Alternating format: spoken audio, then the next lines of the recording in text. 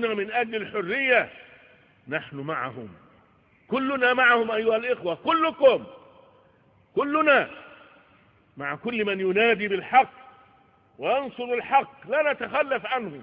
والله إن أرواحنا ودماءنا رقابنا لو قطعت في سبيل الله لكان هذا أول ما ندعو الله تعالى به. والله كم ناديت ربي أن يختم لي بالشهادة في سبيله، وأتمنى أن يكون هذا أن أقتل في سبيل الله قتلة تكون لله عز وجل، لا لدنيا ولا لرياء، ولا تكون لله وحده. هذا ما أدعو الله تعالى به. أنا لا أخاف من هؤلاء، أنا أقوى منهم، أنا أقوى من السيسي وأقوى من رجاله، لأني لا أخاف إلا الله.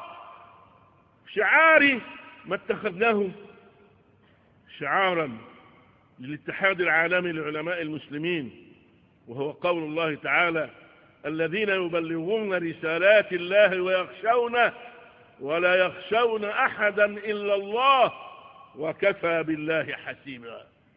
وكفى بالله حسيبا. أسأل الله تبارك وتعالى أن ينصر إخواننا المسلمين في مصر، وينصر إخواننا في سوريا، وينصر إخواننا في فلسطين،